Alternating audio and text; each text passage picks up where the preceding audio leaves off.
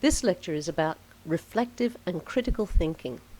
In the turbulent times of the contemporary business environment, critical and reflective thinking become most important. As the picture on this slide implies, the first point in critical and reflective thinking is examining something that might be unknown to you.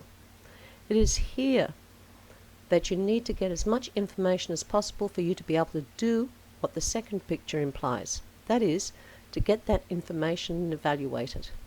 The third picture implies that once you have done the first two, it is only then that you can be creative by 1. Seeing the flaws of the information, 2. Testing that information to know that it might be right, 3. To see whether any other information might be missing, and 4. How that information might be applied, or how you and organizations might find it applicable.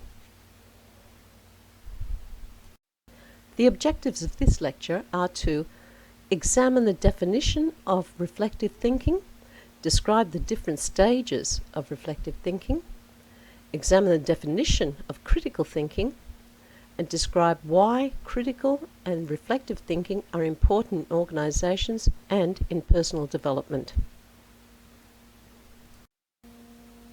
Donald Schoen wrote a book in 1983 called The Reflective Practitioner. The book has been cited over 30,000 times in books, studies, and journal articles. The base of the book was to be able to reflect on your behavior and practices. Reflective thinking and practice relates to actions that you have performed, and usually tacitly, that is, requiring little thought on how that action was undertaken. However, sometimes there are surprises where it might trigger reflection, that is, being more conscious on why and how you performed that action. The person might then ask him or herself, what strategies did I use leading me to perform that action? As a result, the person might develop a new strategy based on reflective thought. It is a method of continuous learning and application.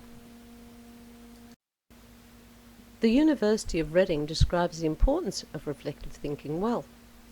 They state that reflective thinking is essential for success in unpredictable and complex situations such as working with customers or clients.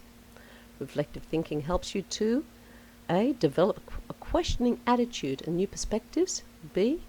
Identify areas for change and improvement, C. Respond effectively to new challenges, and D. Generalize and apply what you have learned from one situation to other situations.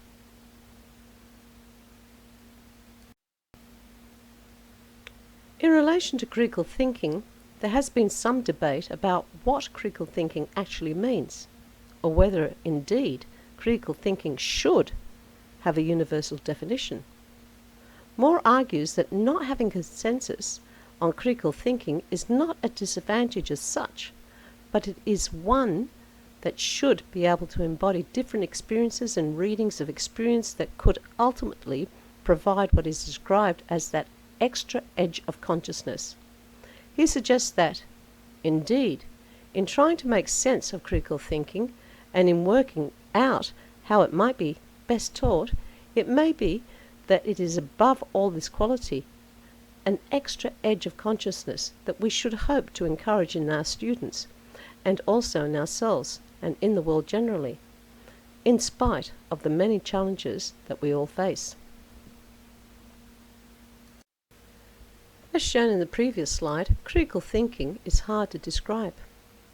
Just to give you an example of how academics describe the critical thinking, Moore asked 17 academics from different disciplines how they would describe critical thinking.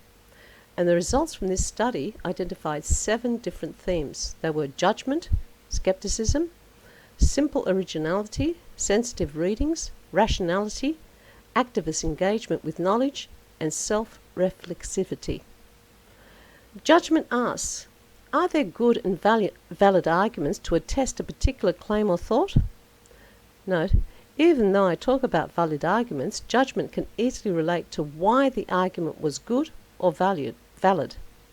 It is the reasoning that you use in your argument, reasoning that is based on knowing your topic.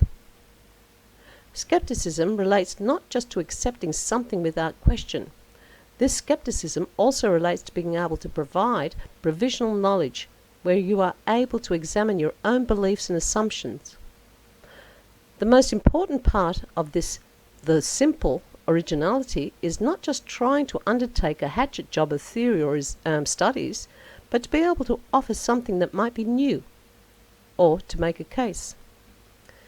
Sensitive readings implies that in the first instance, one needs to be able to understand what is being said or written, and Moore stated that most academics thought that it was important for students to also develop a sensitivity to the circumstances in which a text might be written, and to be able to give some account of its underlying motives, intentions, and agendas. Rationality was the definitional strand that was least discussed in the study. The logic and rationality related to being able to be assertive of a stance, but to also be able to base this logic by demonstration and supportive references. Activist engagement relates to knowledge related to what many academics saw as the purpose of university studies, that is, to make a difference in the world in which we live. And self-reflexivity is, in simple terms, thinking about how you think. It extends to thinking about something that's put in front of you, but also your own assumptions about it. Critical thinking is a form of abstract reasoning that has a strong relationship with creativity, something most important for contemporary organizations. Lozanza states that of the myriad of human abilities, abstract thinking and creativity may be two of the most powerful and useful ways in which humans overcome ignorance and regain awareness of generating and institutionalizing new mental models for sustainability. However, how you achieve the outcomes of critical thinking, the steps are fairly well agreed upon, something that will be seen in the next video.